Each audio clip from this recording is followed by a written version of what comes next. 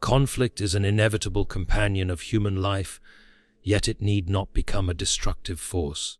The first principle in addressing disagreement is to recognize that the heart of conflict lies often not in the external event, but in our internal interpretations of it. When one person acts in a way that seems injurious, the initial impulse is to retaliate, to defend oneself, or to assert the rightness of one's position. But to act solely on impulse is to surrender reason to passion. It is essential, therefore, to pause, to breathe, and to consider the deeper currents of thought and feeling that are stirring within us. Reflection is the lantern that illuminates the path through conflict. By examining our own motives and assumptions, we gain clarity on whether the source of disagreement is principle, misunderstanding, or wounded pride. Such reflection is not a passive avoidance of action, but a preparation for engagement.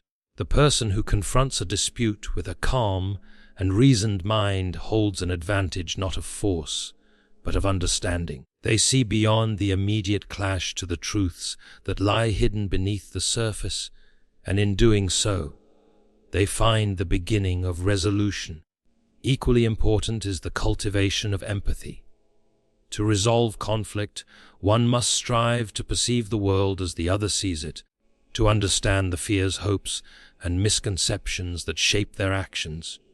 Empathy does not imply agreement, nor does it demand surrender. Rather, it offers the gift of insight, allowing one to respond with wisdom rather than reaction. In recognizing the humanity of the other, we open a channel for dialogue that might otherwise remain closed by bitterness or anger. Dialogue, in its purest form, is not the art of victory, but the pursuit of understanding. It is not a contest in which one side must dominate the other, but a conversation that seeks to illuminate truth and foster reconciliation. To engage in dialogue requires patience, careful listening, and a readiness to acknowledge that our own view may be partial. Words spoken with sincerity and attentiveness carry a power far greater than force, for they can transform animosity into cooperation, suspicion into trust. Yet dialogue alone is insufficient without moral courage and humility. To navigate conflict effectively, one must possess the courage to face uncomfortable truths about oneself, to admit errors without defensiveness, and to extend forgiveness even when it is undeserved.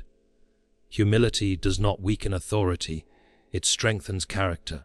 In embracing these qualities, we recognize that the goal is not to triumph over the other, but to restore harmony, to heal the ruptures that conflict has wrought. Finally, the resolution of conflict must be guided by a long-term vision. The immediate cessation of argument is but a small victory if the underlying tensions remain unresolved. True resolution nurtures enduring relationships, cultivating understanding and respect that persist beyond the moment. It teaches us patience, for reconciliation is rarely instant, and perseverance, for the path to peace often requires repeated effort and reflection. By approaching conflict with wisdom, empathy, humility, and courage, we transform it from a source of division into an opportunity for growth, not only for those involved but for ourselves as well. Conflict, then, need not be feared. It is a mirror reflecting the depths of human nature, the strength of our character, and the capacity of our hearts to understand, forgive, and restore. To engage it thoughtfully is to embrace a higher calling, the calling to live wisely, act justly, and love unconditionally even in the midst of disagreement. Human nature is a labyrinth of thoughts, emotions, and desires, intricate and often contradictory, and it is within this complexity that most conflicts find their origin. It is a mistake to believe that disputes arise merely from external circumstances, for the external is merely the stage upon which internal struggles play out. Anger, pride, fear, and misunderstanding are the true architects of discord. Each individual carries within them a unique constellation of experiences, beliefs, and vulnerabilities and these unseen elements shape the way they perceive the world and respond to it. To confront conflict without appreciating this is akin to attempting to navigate a stormy sea without understanding the currents and winds. One may lash out against the waves, but the tempest will continue to drive the ship wherever it wills. To understand human nature is to recognize that every action is filtered through the lens of perception. One person's insult may be another's misjudgment. One person's slight may be another's deep wound. We interpret events not as they are, but as we are conditioned to see them. Past experiences, personal insecurities, and unspoken expectations all combine to color the reality we experience. When two people encounter the same event and yet respond in vastly different ways, the root is rarely the event itself, but the inner life of the individuals involved. This understanding calls for patience, for the recognition that what appears irrational or offensive on the surface may be the expression of a deeper pain or fear. Pride is a particularly potent source of human conflict. It manifests in subtle ways: the reluctance to admit error, the desire to assert one's importance, the need to protect one's ego from perceived threats. Pride blinds us to the perspectives of others and exaggerates our own sense of rightness. It is not the overt hostility that most often causes rifts, but the quiet insistence that one's own view is superior. When both parties in a dispute are ensnared by pride, dialogue becomes a battleground rather than a bridge. Understanding this aspect of human nature allows us to approach conflict with gentleness, recognizing that beneath defensive words and rigid positions lies the common vulnerability shared by all: our fear of being wrong, our fear of being diminished, and our desire for dignity. Fear and insecurity are companions to pride, yet they manifest differently. While pride seeks to defend itself through assertion, fear often retreats, resents, or reacts defensively. A person may lash out not because they are cruel, but because they feel threatened or powerless. Others may withdraw, creating distance and misunderstanding. Conflict escalates when fear is unrecognized, when the unseen tremors of anxiety and self-doubt go unnoticed. By attuning ourselves to these undercurrents, we gain the ability to respond with compassion rather than reaction. Recognizing that the other's hostility may be a shield, not a sword, transforms the way we engage and reduces the likelihood of perpetuating the cycle of discord. Misunderstanding, perhaps more than any other factor, lies at the heart of human conflict. Words are imperfect vessels, and intentions are often obscured by assumption.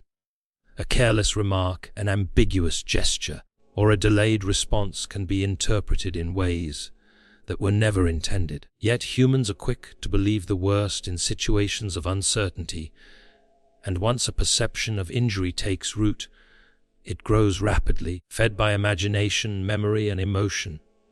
Understanding human nature, then, is also the cultivation of discernment, the ability to differentiate between what is real and what is presumed, between deliberate malice and accidental oversight. It is the realization that most conflicts are fueled not by evil intent, but by misperception, and that clarity and patience are powerful antidotes. Equally essential is the recognition of human capacity for change and growth. While conflicts reveal the vulnerabilities of human nature, they also expose the potential for understanding, empathy, and reconciliation. No individual is fixed entirely in pride or fear. Beneath the surface, the potential for insight and transformation exists. To navigate conflict wisely, one must hold this dual awareness: the recognition of human weakness and the acknowledgement of human potential. This awareness fosters humility in approach and hope in resolution. It teaches us that even the most entrenched disputes can evolve when addressed with care, insight, and persistence. Finally, understanding human nature demands self-reflection. It is insufficient to study the faults and tendencies of others without first examining our own. Every conflict offers a mirror, revealing aspects of ourselves, our biases, our triggers, our unacknowledged fears. By recognizing our own contributions to discord, we cultivate clarity and responsibility, and we gain the power to act in ways that de-escalate tension rather than inflame it. Knowledge of human nature is not a tool for manipulation, but for wisdom. It equips us to see beyond surface actions, to perceive the hidden currents within ourselves and others, and to respond in ways that honor both truth and empathy. In sum, understanding human nature is the cornerstone of effective conflict resolution. It requires the patience to see beneath the surface, the humility to recognize our own flaws, and the discernment to perceive the motives and fears of others. Conflicts need not be destructive. When approached with insight into the human heart, they can become opportunities for growth, understanding, and the strengthening of bonds that might otherwise have been broken.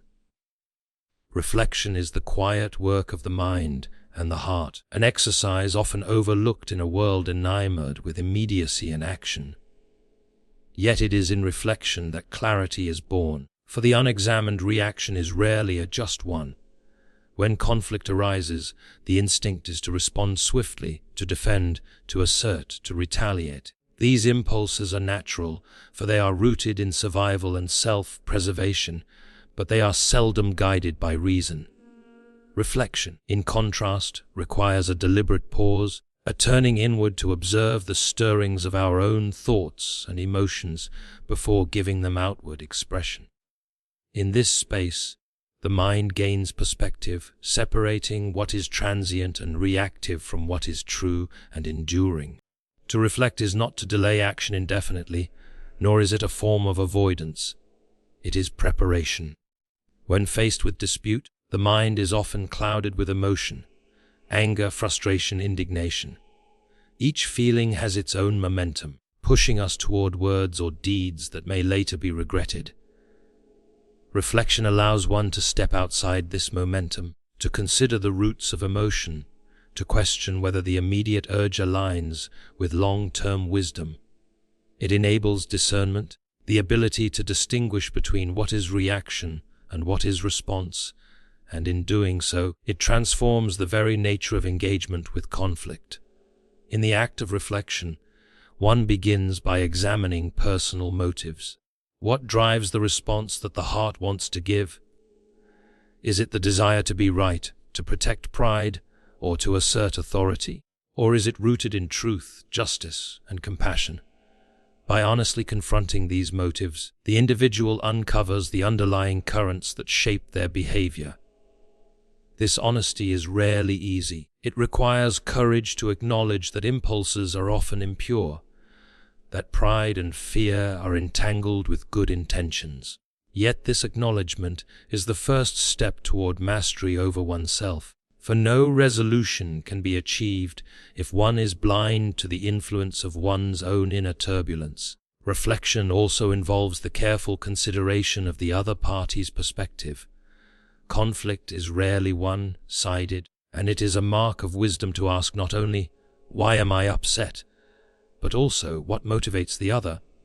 What fears, expectations, or misperceptions might be guiding their behavior? Such inquiry fosters empathy, for it reveals that human actions are rarely as simple as they appear. Through reflection, the mind cultivates the habit of seeing beyond surface appearances, perceiving the hidden reasons behind words and actions, and thereby reducing the tendency to judge hastily or retaliate unjustly. The power of reflection is amplified when it includes the contemplation of consequences. Every response has a ripple effect, influencing not only the immediate situation, but also the ongoing relationship between the parties involved. A harsh word spoken in anger may leave wounds that endure long after the dispute is forgotten. A rash action may escalate conflict rather than resolve it. By reflecting on potential outcomes, one learns to measure words and deeds against the standard of lasting good rather than transient satisfaction. Reflection teaches foresight and prudence, guiding the individual to act with deliberate care rather than impulsive force. Reflection is not merely analytical, it is moral and spiritual. It involves the cultivation of virtues such as patience, humility, and temperance. In the quiet of introspection, one recognizes the limits of one's own understanding and the imperfections inherent in all human judgment. This recognition fosters humility, the awareness that one may err and that the other may act from reasons unseen. It tempers pride and softens anger, allowing one to respond with composure even in the midst of provocation. In this way, reflection is a form of moral training, strengthening character as much as it clarifies thought. Moreover, reflection provides an opportunity for self-correction. By examining past conflicts, one may discern patterns of behavior that have been unhelpful or harmful. One may observe how anger escalated unnecessarily, how words were misused, or how assumptions went unchallenged. In this retrospective clarity, lessons emerge. Reflection transforms experience into wisdom, equipping the individual to respond more effectively in future situations. It is through repeated practice that reflection becomes a habit, shaping not only responses to conflict but also the overall manner in which one engages with life. Ultimately, the power of reflection lies in its ability to create space between impulse and action. This space is where reason, empathy, and moral insight converge, allowing one to act not from raw emotion but from thoughtful intention. It fosters self-mastery, the ability to navigate disputes with calmness and purpose, and it nurtures understanding, enabling one to perceive the complexities of others' motives and circumstances. Reflection transforms conflict from a battlefield into an arena of growth, where patience, insight, and virtue guide the path to resolution.